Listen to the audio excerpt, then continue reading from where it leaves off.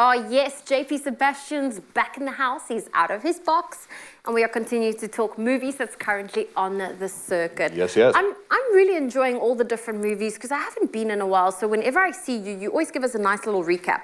It's like a sad reminder of lockdowns, isn't it? It's like JP's going to the cinemas and no one else is. No one else is Actually, right now. surprisingly, like the box office has rebounded since even the darkest times of lockdown. So hopefully, at least distributors and movie makers and the people who sell you the popcorn, all the way to the people who act in the movies, are achieving some sort of normalcy. They are, and they've taken all the precautions. I quite like the fact that you've got your seats and the spacing in between, but that's for the actual movie theatre. Let's talk about the movies currently in theatre. That's probably just got more about like how you script for movies, like legs and arms and stuff.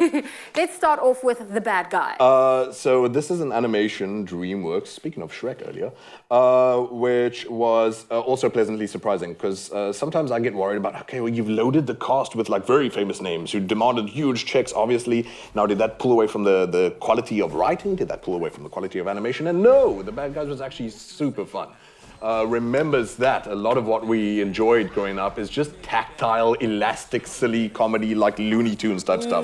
Guy falls down a canyon, Wile Coyote, his head stays, his legs go, an anvil falls on his head, he turns into like, a drawing pen or something. I don't know, like silly stuff like that. So remembering that the stuff is supposed to be elastic, it's supposed to be goofy sometimes, and it's not just like, oh, we got it this realistic, oh, we got the psychology this right. Story Bean, by the way, is that it's pretty much like an Ocean's 11 situation. You got cute. Supreme heist team, as you can see by the clever 60s editing there of the snazzy sort of like mosaic there.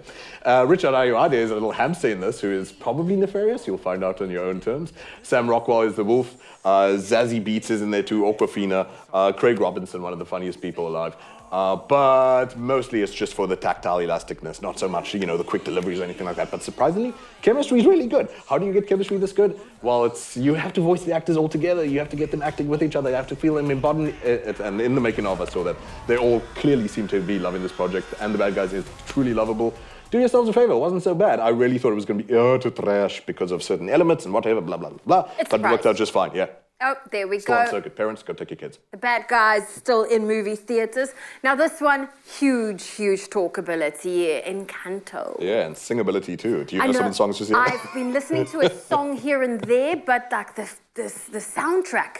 I'm one of those individuals where, for example, when it came to watching The Greatest Showman, I listened to the soundtrack more before I actually got to go watch the movie, and I just enjoyed it so much more. And Hugh Jackman puts in the work there, like Zac Efron as well, like. And Zendaya, that was a good movie. But like I mentioned Zac Efron because like you think, oh, he's just a himbo. Like no, dude actually uses his lungs and sings really well, and under his lung, on top of his lungs, of course, are the pecs. That's what everyone usually cares about. However, Encanto, been out in South Africa since November, so this might be your last weekend. You might want to grab this chance, especially since there's a new streaming service in town where you get to see a movie like this again on the big screen. We hope and pray. We cross fingers in little plus signs, I suppose. Encanto, musical. The music of Lin-Manuel Miranda. So he made his name famous with Hamilton, that stage play, which, good grief, people were paying $5,000 per ticket for at one point. The music is good, but it's not that good, baby. Encanto, yeah, there are a lot of catchy tunes. Obviously, everyone's like, oh, we don't talk about Bruno. No. But for me, it was probably Pressure, which was like really a good underrated track. But there's so many like memorable, good tracks to this. I have to give him credit. I don't usually like Lin-Manuel Miranda, but it knocked it out the park with writing really catchy kind of sweet stuff that is sentimental and that cuts to the core of what is going on with the story. The story being people pressured by expectations.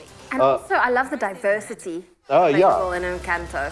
Yeah, so that's obviously been a mission with Disney for a while now, since we've seen Moana.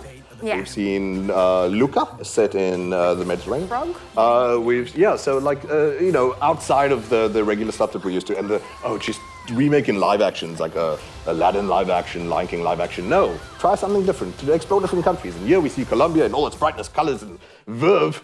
And this might be your last weekend to see it on the big screen. So, hey, here's your chance. Get your singing lungs ready. Get your kids to annoy you with earworms for the rest of the year. Lovable songs. And in the last movie, Chicken Hair and the Hamster of Darkness. Chicken Hair and the Hamster of Darkness. Wow. Chicken Hair. It's one of those movies again where like the kid is going to be like the one with the rabbit. The one with the, yeah. Like they're not going to say the whole name. No, the rabbit movie. Nag you and that's that. Mine made up. But it's actually based on a comic which had a totally different style, and I was surprised they didn't seize on that style. So some people might know the comic. I don't know. It's so obscure. An Australian comic author, artist, and well, apparently it is actually pretty good in itself. The movie, however, I've not seen, and I don't know if it necessarily lives up to the original material. Why is it called Chicken Hair, JP?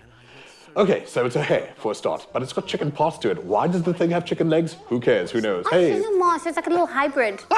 I'm glad you find that cute. I'm worried about variants and stuff like that and how that came about. But the story being then, it feels out of place the whole time. Who am I? Trying to discover itself, but at the same time has an adventurous, courageous spirit and wants to be an Indiana Jones type thing, even though it has chicken legs, a rabbit's body, chicken feathers on its ears. It's all very confusing. So it's a cute little hybrid. Yes, sometimes you got to love the different people too, which is actually a good message, obviously, for kids. Doesn't matter if you have chicken legs. Some people walk on stalks. But Chicken Hair and the Hamster of Darkness, all sorts of silliness, all sorts of silly names. You can know what you're expecting with something like that. It's still out this weekend. Maybe there's a chance for you to catch it on the big screen. Oh, amazing. Well, love talking movies with JP Sebastian. He is our movie guru. Do go and check out these movies that's currently on the circuit right now. And if you do go and see any of them over the weekend, let us know. We always love hearing from you.